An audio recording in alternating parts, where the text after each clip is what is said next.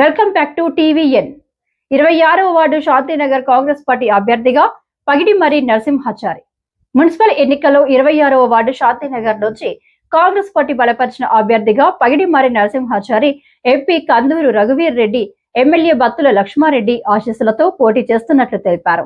ఈ సందర్భంగా ఆయన మాట్లాడుతూ శాంతినగర్ వార్డు ప్రజలు తనను తమ బిడ్డగా ఆశీర్వదించి అమూల్యమైన ఓటుతో అత్యధిక మెజారిటీతో గెలిపించాలని కోరారు.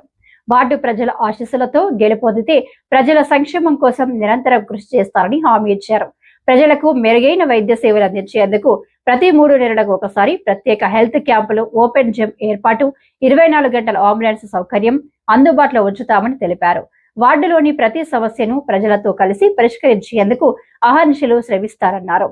ఎమ్మెల్యే బత్తుల లక్ష్మారెడ్డి ప్రోత్సాహంతో వార్డులో ఇల్లు లేని వారికి ఇందిరమ్మ ఇల్లు, రేషన్ కార్డులు లేని వారికి రేషన్ కార్డులు ఇప్పించేందుకు కృషి చేస్తారని చెప్పారు.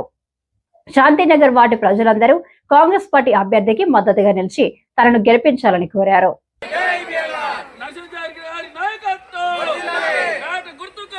శాంతినగర్ ప్రజలకు, అన్నలకు, అక్కలకు, తల్లులకు, మా శ్రేయోభిలాషులకు, స్నేహితులకు చేతులెత్తి నమస్కరిస్తున్నాను. నేను కాంగ్రెస్ పార్టీ బలపరిచిన కౌన్సిలర్ అభ్యర్థిగా మీ ముందుకు వస్తున్నాను. మీ అమూల్యమైన ఓటును బ్యాట్ గుర్తుకి ఓటు వేయగలనని మీ అందరికీ చేతులెత్తి మొక్కుతున్నాను.